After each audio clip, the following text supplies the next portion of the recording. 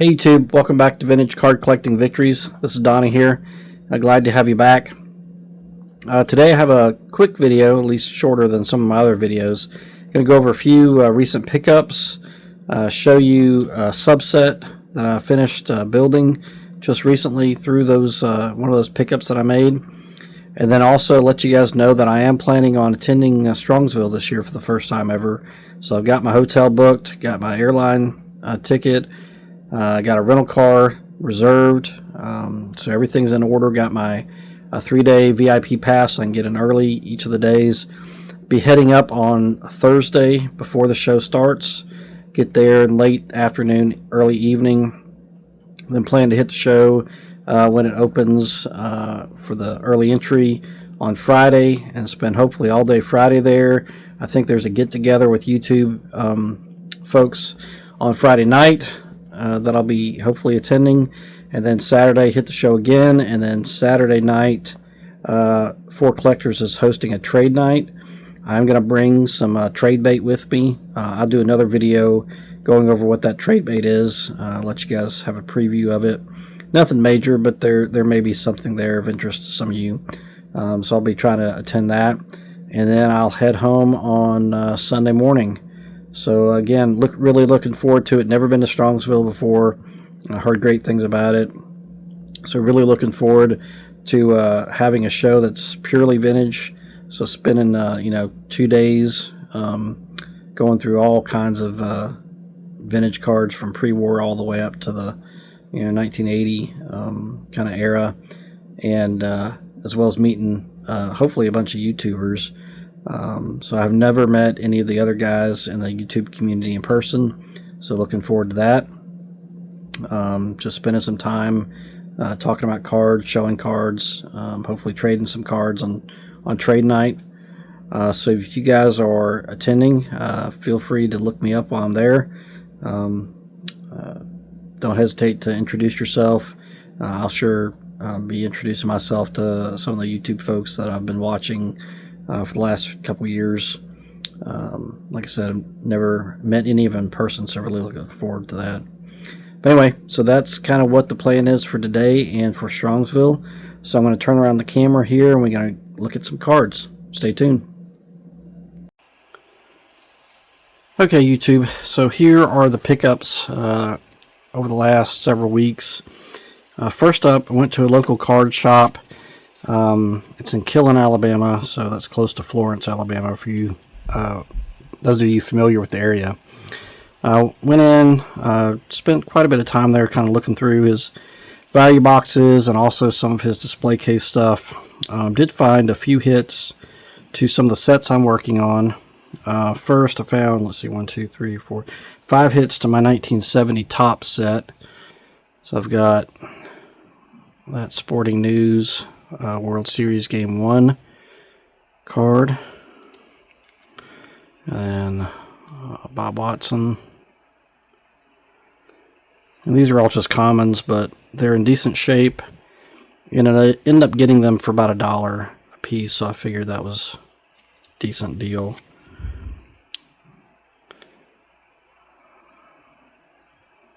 Let's get the camera to focus there. Messersmith. And then last of the 1970 Topps Phillies team card. And then I also found one hit from my 1959 Topps set. Rip Rapolsky. Again, $1 for that card.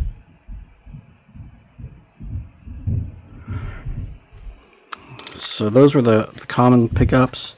I also made a trade over the last couple weeks with one of the with a guy who is, I guess, has traded with Vintage Card Traders some online, although he's not a member of the group. But he needed the 1951 Bowman Richie Ashburn, which I had a duplicate of. So in exchange for that, I got these two cards from him. One is 51 Bowman Enos Slaughter.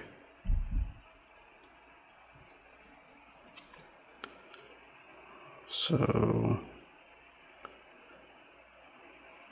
decent Hall of Famer there from the 51 Bowman set. And then also a 54 Red Heart of Hall of Famer George Kell.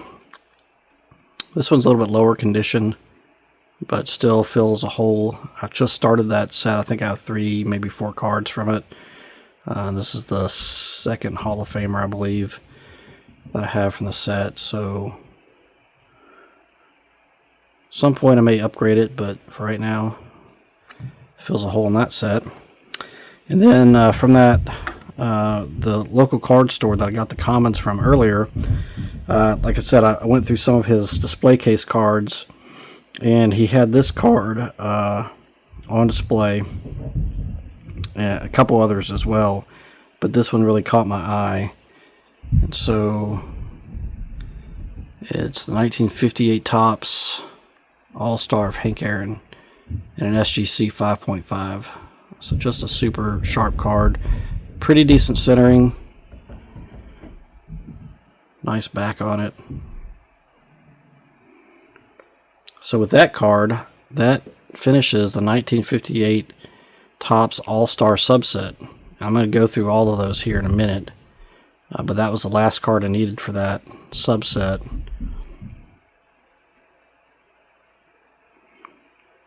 I think, let's see, I paid, I want to say $120 or $130 for this Hank Aaron. The commons were $1 a piece, then I bought some supplies as well from him. So all told, it came out to about $150 that trip to the LCS. But that was the big pickup from that trip there. That 58 Topps All-Star of Hank Aaron. Love that card. And with that, completes that subset. So hang with me real tight for a second, and I'll get back with all the 58 Topps All-Stars. We'll go through them. Okay, I'm back. So I've got all the 1958 Topps All-Stars here to show you guys. And we'll just go through them in number order. So it's a 21 card subset, starting at card number 475 and going through card number 495 in the 58 Topps set. And most of mine are raw, ungraded cards, but I do have a few graded, so I'll show all of them here. But the first one is actually a manager's card of Casey Stengel and Fred Haney.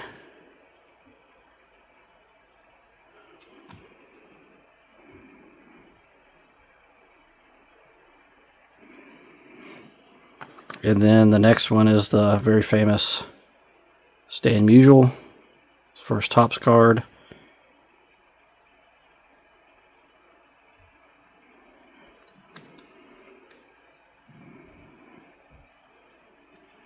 So I think that one's probably deserving of a stand.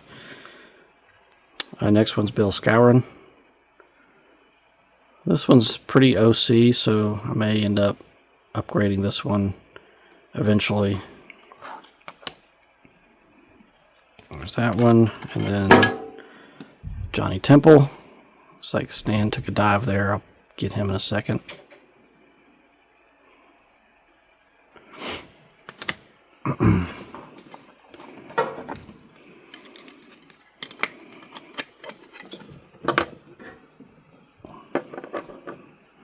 Set him back there.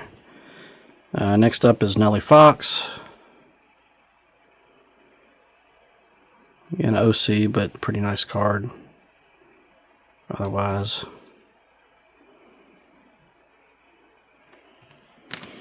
And then Eddie Matthews.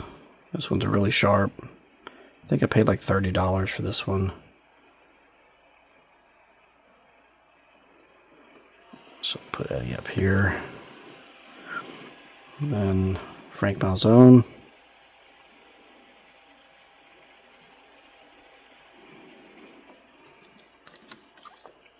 And then Ernie Banks. Camera to focus. Ernie. Let's see if we'll try to get him a stand here too. And then Luis Aparicio. This card I paid $20 at a Nashville card show. Basically I was on my way out of the door, done for the day. And this card was sitting in a display case of a guy who had mostly modern cards. Just a couple vintage cards, and he had 20 bucks on this. So I figured 20 bucks to grade the card. So pretty much a no-brainer to pick that one up. So I'll put him up here since he's graded. Frank Robinson, really young looking Frank Robinson here.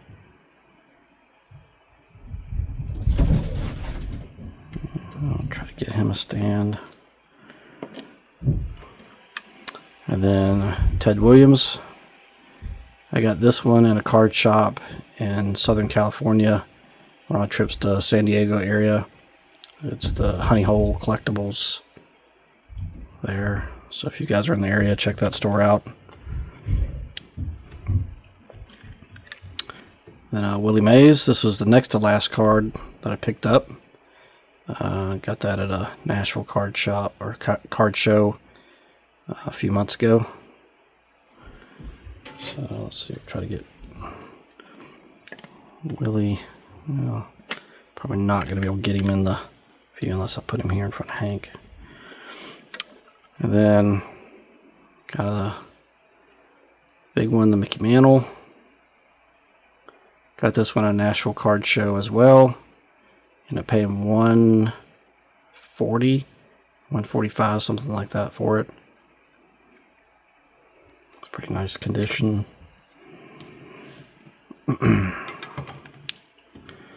And continuing on with some of the ungraded, Jackie Jensen.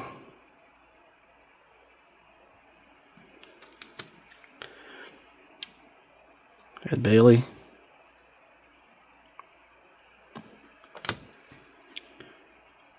Sherm Lawler. Bob Friend. Bob Turley. Warren Spahn. And I really should try to get him in here somehow. The top of him there. And then last but not least, Herb Score. So there you have it. The 1958 Topps All-Star Subset. Complete. For those of you working on vintage cards, collecting, if you're too overwhelmed by starting a set, highly recommend you guys pick out a subset like this. Most of the other 60 sets have various subsets similar to this one. 59 Topps does as well, but it's, you know, manageable. You get all the big names, or a lot of the big names at least of the day, plus some others, and they're great cards. So pretty affordable way to pick up a lot of Hall of Famers and some really great vintage baseball cards. So that does it for today. Thanks everyone. Talk to you later.